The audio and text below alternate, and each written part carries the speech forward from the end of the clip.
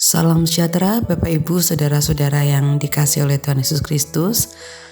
Mari bersama-sama kita merenungkan sabda Tuhan.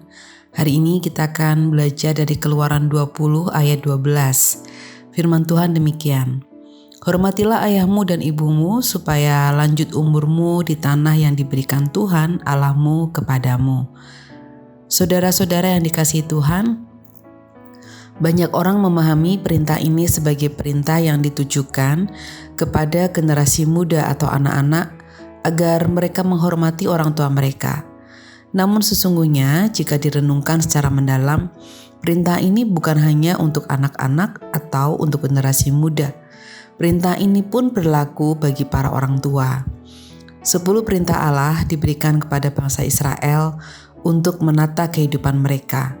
Perintah itu dapat dikelompokkan menjadi 2 bagian, yaitu perintah-perintah yang menata relasi antara sesama manusia dan perintah-perintah yang menata relasi antara manusia dengan Tuhan. Menariknya, ketika Tuhan memberikan aturan yang menata relasi antara sesama manusia, Tuhan menempatkan peraturan atau perintah untuk menghormati ayah dan ibu dalam urutan yang pertama. Hal ini menunjukkan bahwa bagi Allah, relasi orang tua dan anak adalah relasi yang sangat penting bagi manusia. Bahkan relasi ini dapat menjamin kesejahteraan hidup seseorang. Dikatakan dalam Keluaran 20 ayat 12b, supaya lanjut umurmu di tanah yang diberikan Tuhan Allahmu kepadamu. Jadi, hormat kepada orang tua adalah hal yang mutlak, sebab merekalah orang-orang yang dipakai oleh Allah sebagai sarana kita berada di dunia. Dalam perkembangannya, orang tua yang dimaksudkan di sini bukan hanya orang tua yang diikat oleh pertalian darah, namun setiap orang tua yang mendidik, mengasuh, dan mendampingi anak-anak. Mereka adalah orang tua yang patut dihormati. Menghormati orang tua berbeda dengan menaati orang tua. Hormat dan taat adalah 2 hal yang berbeda. Hormat adalah sebuah keharusan, sedangkan taat tidak selalu. Kita dapat taat kepada orang tua sepanjang yang disampaikan oleh orang tua adalah hal yang benar, yang tidak menyimpang dari kehendak Allah. Namun kita dapat tidak menaati orang tua manakala orang tua kita justru mengajarkan sesuatu yang mendukakan hati Allah.